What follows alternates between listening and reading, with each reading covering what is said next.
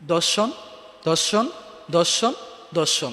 আজকে 3 বছরের বাচ্চা, 4 বছরের বাচ্চা, 15 বছরের বাচ্চা, যুবতী মেয়েরা, এমনকি বৃদ্ধা মহিলারাও কি দর্শনের শিকার হচ্ছে। আসসালামু আলাইকুম ওয়া রাহমাতুল্লাহি ওয়া বারাকাতু। দূরে কিংবা কাছে, দেশ কিংবা প্রবাসে, যে যেখান থেকে আজকে আমার এই ভিডিওটি দেখতেছেন, আশা করি সকলেই অনেক ভালো নেই। আর আপনারা ভালো থাকবেন বা কি করে। আজকে আমাদের বাংলাদেশের তো একটাই কথা চারিদিকে শুনে আমরা কি, দর্শন দর্শন দর্শন দর্শন। আজকে 3 বছরের বাচ্চা, 4 বছরের বাচ্চা, 15 বছরের বাচ্চা, যুবতী মেয়েরা, এমনকি বৃদ্ধা মহিলারাও কি দর্শনের শিকার হচ্ছে। এই দর্শনের শিকার হওয়ার মূল কারণ কি? আমাদের দেশের আইন কি এখনো আছে? আমরা দেখেছি আজ থেকে 1 বছর আগে আসিয়া নামের একটি মেয়ে দর্শনের শিকার হয়েছিল, তার বিচারটাও কি ঝুলে আছে। তো আমাদের বাংলাদেশে আজকে দর্শনের বিচার হয় না দেখেই আমাদের এই বাংলাদেশের ডানে দর্শন, বামে দর্শন, সামনে দর্শন, পিছনে দর্শন। আজকে এই দর্শন বাড়ার মূল কারণ হচ্ছে আমাদের বাংলাদেশের আইন একদম কি বাজে হয়ে গেছে। কারণ যে জায়গায় দর্শক নিজে স্বীকারোক্তি দিল যে সে দর্শন করেছে, তারপরও কি তার ফাঁসি হয় না কেন রে ভাই? যে দর্শন করবে তার শাস্তি হবে কি একমাত্র মৃত্যুদণ্ড।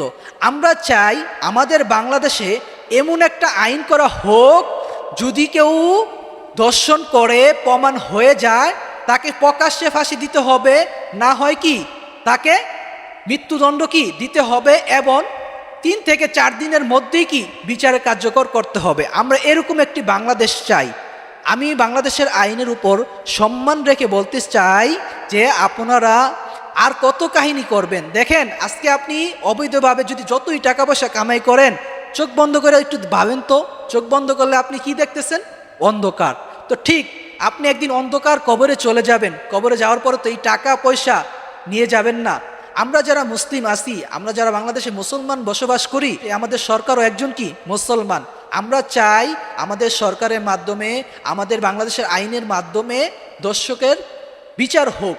যারা দর্শন করবে তাদের যদি আমরা বিচার করি, তাহলে দ্বিতীয়বার আর অন্য কেউ কি দর্শন করতে চাইবে না। আমরা চাই বাংলাদেশের মানুষ এমন একটি দেশ, যেই দেশে নারী পুরুষ সুন্দরভাবে বসবাস করতে পারবে, চলাফেরা করতে পারবে। একজন নারী স্বাধীনভাবে রাস্তাঘাটে চলাফেরা করতে পারবে, দোকানপাট যেখানে যাক সে যেন কি সুন্দরভাবে চলাফেরা করতে পারে, সেই ব্যবস্থা আমাদের দেশের একজন সরকার যেন করে দেয়।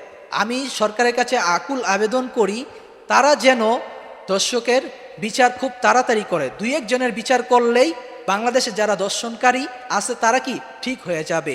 হোক সে মাদ্রাসার হুজুর, হোক সে জেনারেল লাইনের শিক্ষিত স্যার, যেই হোক বা যে ধর্মেরই লোক হোক, যে দর্শন করবে তার শাস্তি কি হবে? মৃত্যুদণ্ড। আমি চাই বাংলাদেশে দর্শকের ফাঁসি। আমি আশা করি যারা এই ভিডিওটি দেখতেছেন আপনারাও চান। দর্শকের কি চাই? মৃত্যুদণ্ড।